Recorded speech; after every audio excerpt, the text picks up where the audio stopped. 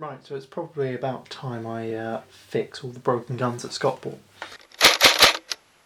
So let's have a look at the PPSH. Now, it's not got a mag in and it hasn't had BBs in it.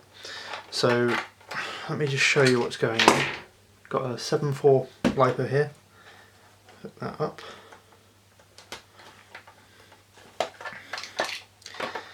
Let's see what it does. Oh.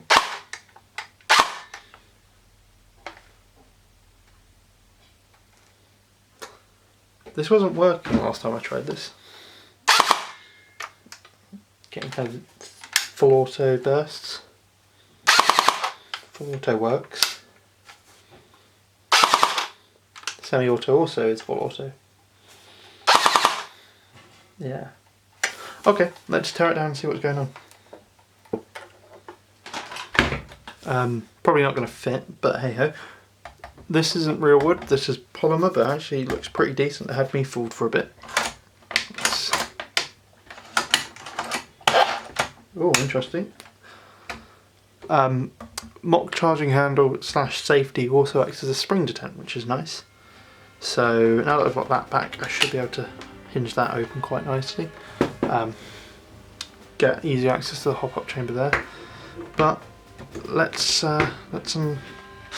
unscrew this.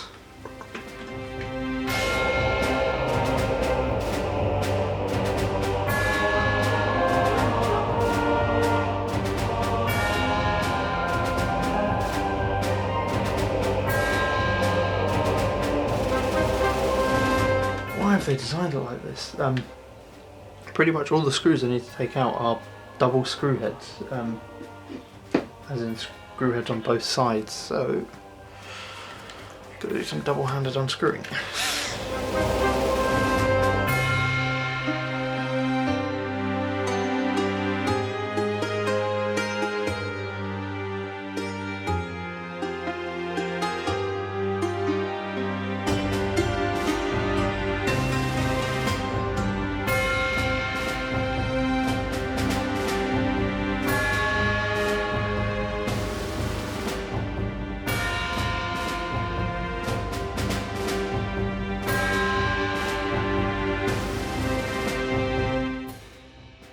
And there is one metal low receiver.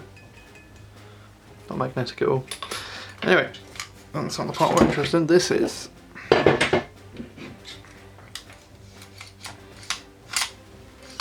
That's really interesting.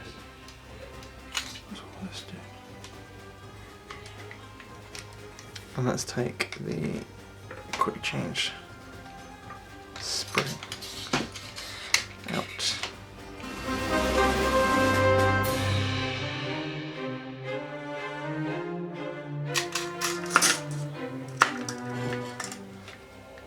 Oh, don't tell me.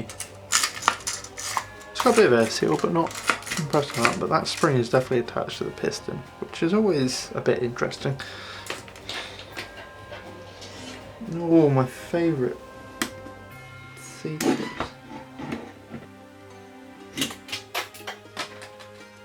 Interesting. Spring.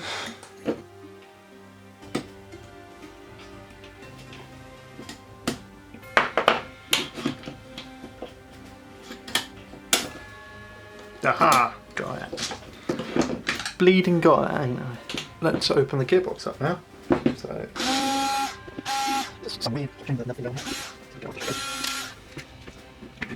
Oh, it's integrated into the gearbox, but basically this looks like half a hop-up unit. It's because the other half of the hop-up unit is right here. And yeah, you can see that just that red bit there is the hop rubber. And obviously that's the adjustment wheel there.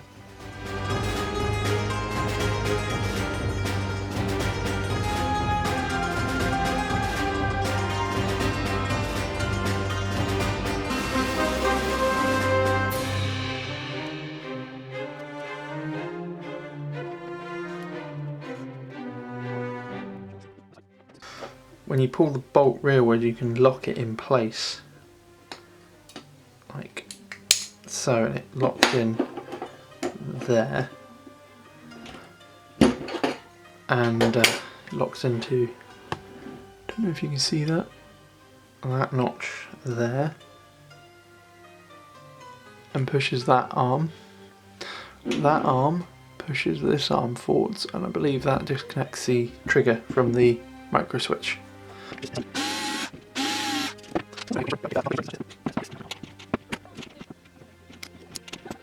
Holy crap, that is a long actuator. Alright then, this is the trigger actuator. So trigger. Alright, let's finish taking this apart. Take out our compression parts. Okay, there's the hot chamber apart.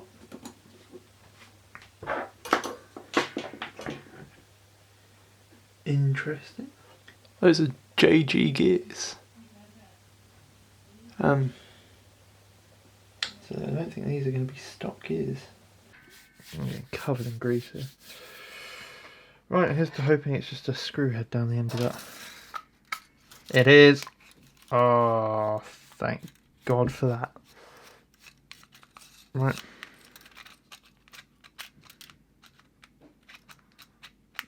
Why anyone thinks that you should do that. The only reason I can see it kind of being done is in recoils, when you have a moving wow, this must be the original spring. So the end of the spring is actually shaped down to be held in place by the by that. What is the point in that? Like, why would you put that in a quick change spring guide? Gearbox. Beggars belief. Right, I've got a Rocket M100 changing pitch, variable pitch spring, which is going in here. So this should hopefully take it up to around the 1 joule mark. Yeah, let's put the piston back together, because we're gonna need it. But we don't need to put the spring attached to it. Who needs that? Let's check the air seal on that. Oh no, yeah, that's pretty good air seal now. Right, next let's get this MOSFET out and get these wires desoldered. Yeah, that's one wire gone. And there we go, that's the second one desoldered. Right, so we've got our trigger wires here, so we're going to solder these on. Not going to have to worry about heat shrink or anything, because they're nicely separated apart. Oh, I did that off camera. I definitely shouldn't be considered the best guide to soldering on YouTube. That should be probably Purple Helmet. His soldering guide is excellent.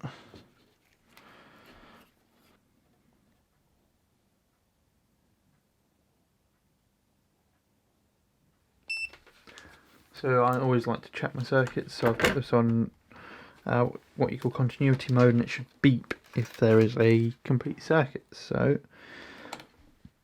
this is going to be a bit of a faff, but hopefully you should do it.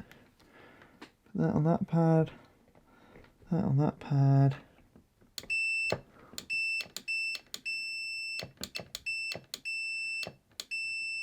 That's good, so the trigger contacts are working. So we now know that one is our positive terminal. Where are my snips?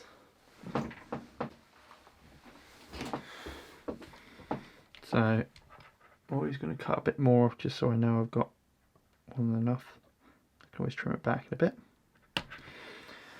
So let's go find some motor terminals. I only need the one. That's good. Okay.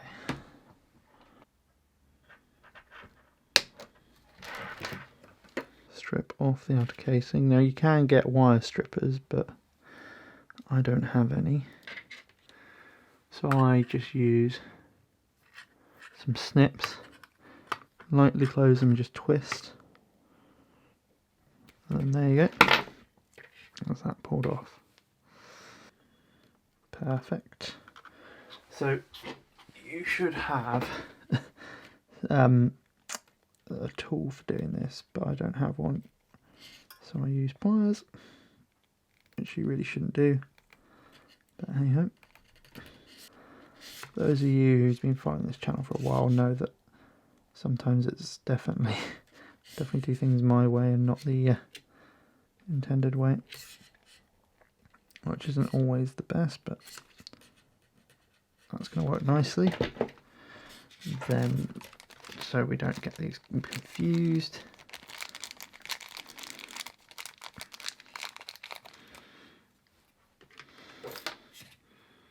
nice bit of black heat shrink on there.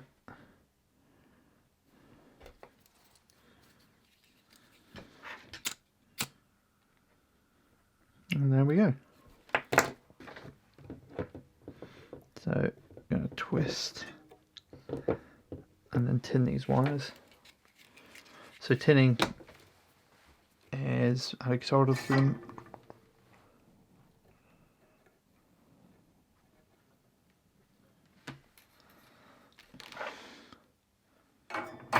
Okay, biggest mistake people make when soldering is they forget to put the heat shrink on before soldering.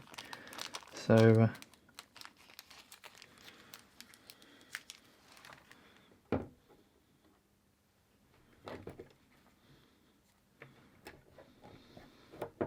bit easier.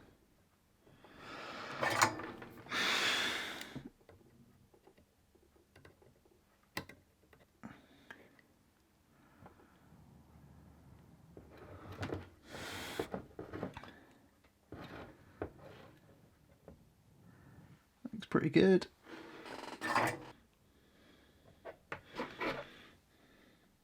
There we go. Very nice.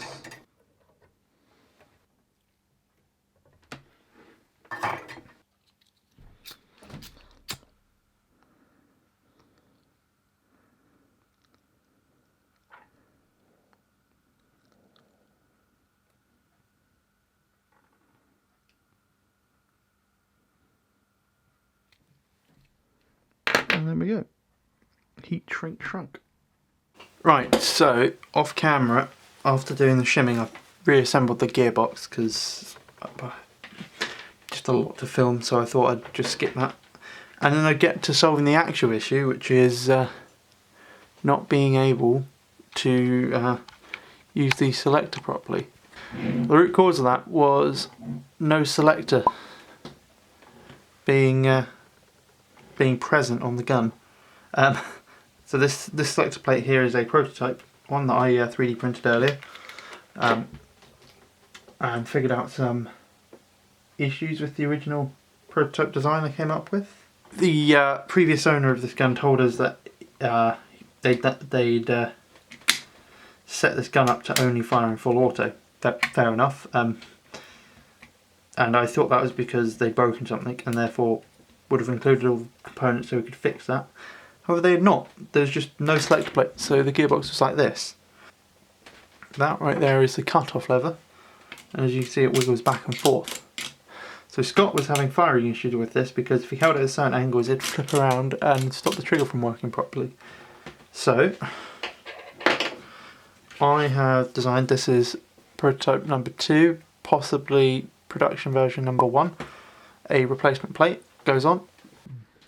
There we go, that's one 3D printed selector plate which allows me to do semi and full auto. Well, semi, automatic and full auto. This ridge here is actually a cover because the spring there, that spring there tended to fly out, so I added that top plate to help hold it in place. So the PPSH is back together and is sounding healthy.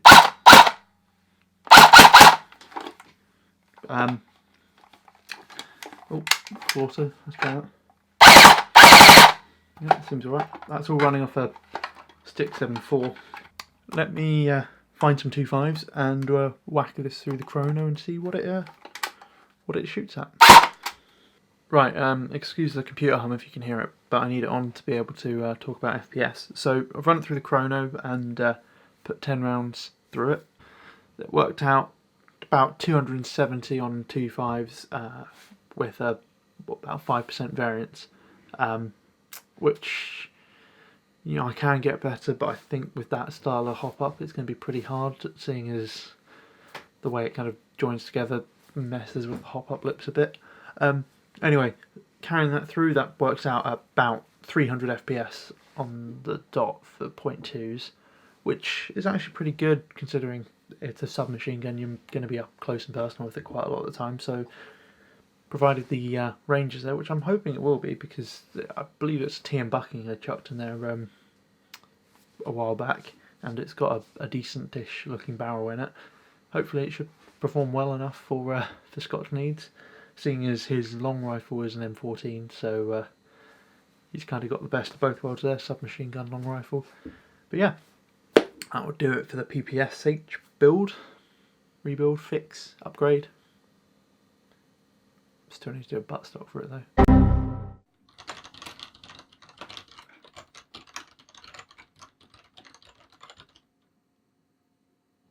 You're still here? But the video's over. It's done. Go home. Oh wait, before you do, instead, why don't you consider watching one of my other videos, or even subscribing on the link down below.